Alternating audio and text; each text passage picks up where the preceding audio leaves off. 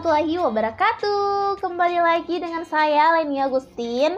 Jadi di video kali ini aku akan bahas lagi tentang UMPTKIN. Nah, video ini tuh khusus kita akan membicarakan ketentuan apa aja sih yang harus dipenuhi kalau kita mau ikut UMPTKIN. Nah, karena tidak selamanya atau tidak semuanya orang bisa mendaftar UMPTKIN ya. Tentunya ada syarat-syarat atau ketentuan umum yang harus kalian patuhi dulu sebagai peserta UMPTKIN tahun 2022. Karena jangan sampai kalian tidak memenuhi kriterianya dan itu bisa membuat kalian tidak lolos UMPTKIN. Makanya sebelum kalian daftar UMPTKIN, kalian harus mengetahui dulu ketentuan apa aja sih yang harus kalian penuhi untuk mendaftar UMPTKIN tahun 2022. Oke, sebelumnya jangan lupa untuk subscribe channel YouTube aku dulu, Leni Agustin 10, supaya aku lebih semangat bikin videonya, dan follow juga Instagram info.umptkin dan Instagram pribadi aku Leni Agustin 10. Oke, langsung aja mari kita nonton. Ini dia videonya.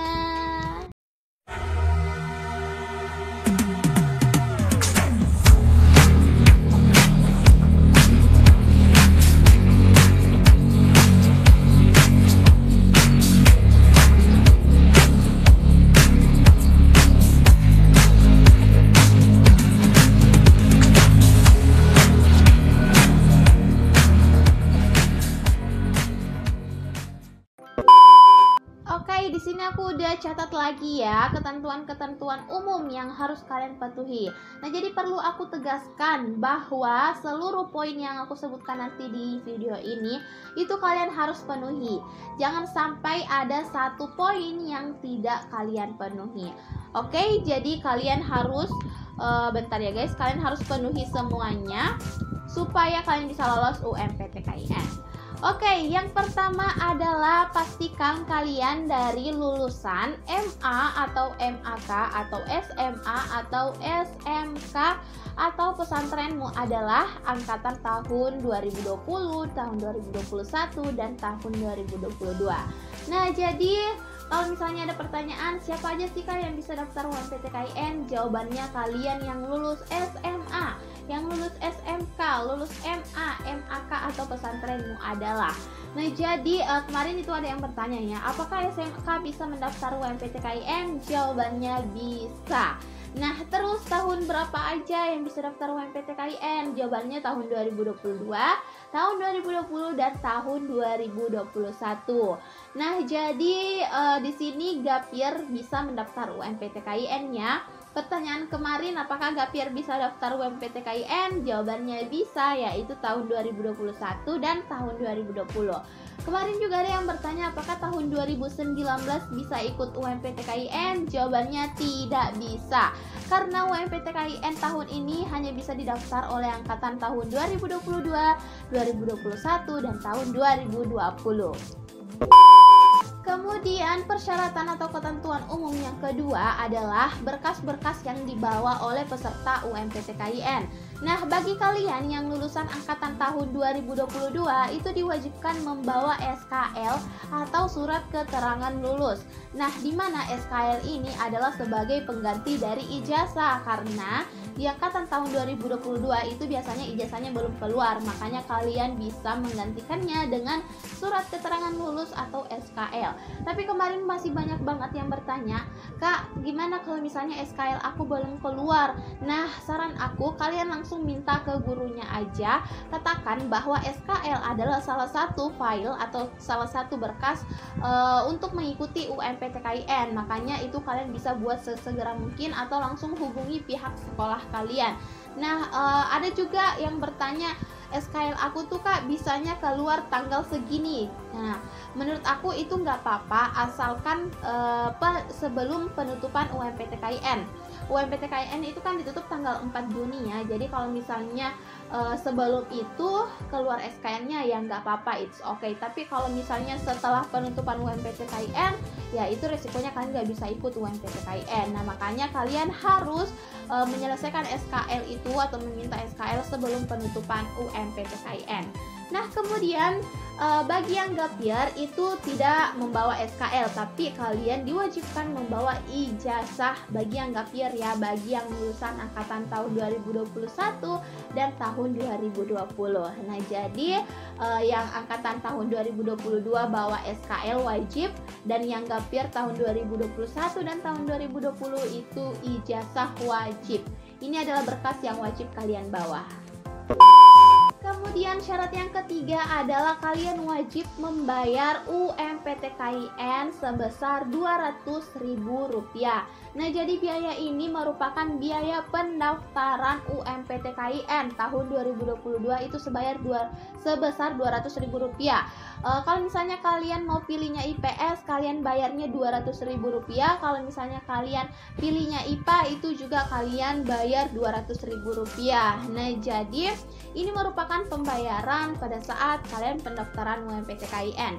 Nah, kemarin ada yang bertanya, gimana Kak kalau misalnya aku udah bayar tapi aku nggak jadi ikut UMPTKIN, apakah uang aku bisa ditarik kembali? Jawabannya tidak bisa ya, karena itu udah kalian bayar di jalur UMPTKIN. Nah, tapi pembayaran ini aku nggak tahu sama sekali ya, karena ini di UMPTKIN, di panitia nasionalnya. Nah, jadi kalau misalnya kalian udah bayar UMPTKIN, itu kalian gak bisa tarik kembali. Makanya kalau misalnya kalian mau daftar UMPTKIN, kalian harus pikirin matang-matang dulu apakah kalian benar-benar mau ikut UMPTKIN atau tidak. Oke, jadi itu adalah persyaratan yang ketiga. Saya ulangi lagi bahwa kalian harus membayar sebesar Rp200.000. Kemudian yang keempat adalah kelompok ujiannya. Nah, kelompok ujian di UMPTKIN tahun ini itu terbagi menjadi dua, yaitu ada IPA dan IPS, di mana IPA itu meliputi TKD, tes kemampuan dasar, yaitu TPA, tes potensi akademik, bahasa, dan keislaman. Di bahasa ini ada bahasa Inggris, bahasa Indonesia, dan bahasa Arab. Keislaman itu ada fikih, Al-Quran, hadis, dan sebagainya. Sejarah kebudayaan Islam juga ada. Nah, kemudian kalau misalnya di IPA itu ada tambahan biologi, fisika, dan kimia.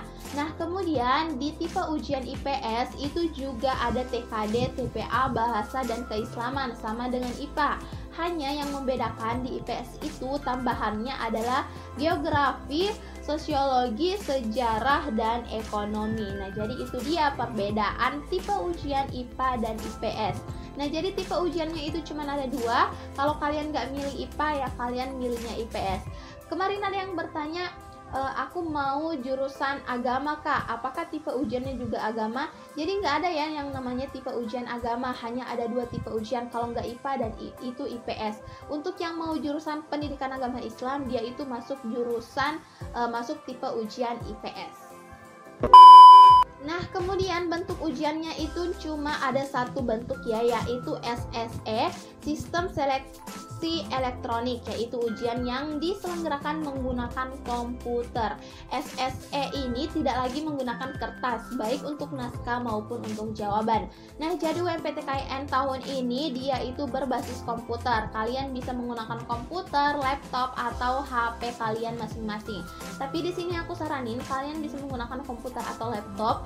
Kenapa aku saranin? Karena itu layarnya lebih lebar, jadi kalian lebih bebas untuk baca soal dan menjawabnya. Karena kalau kalian menggunakan HP itu kan biasa ada notifikasi yang masuk. Nah, kalau misalnya ada yang nelpon, itu otomatis aplikasinya langsung keluar. Nah, jadi untuk menghindari hal tersebut, aku saranin menggunakan laptop atau komputer. Tapi kalau misalnya nggak ada, ya kalian pakai seadanya aja. Kalian bisa pakai HP kok. Cuman ini untuk mengurangi gitulah.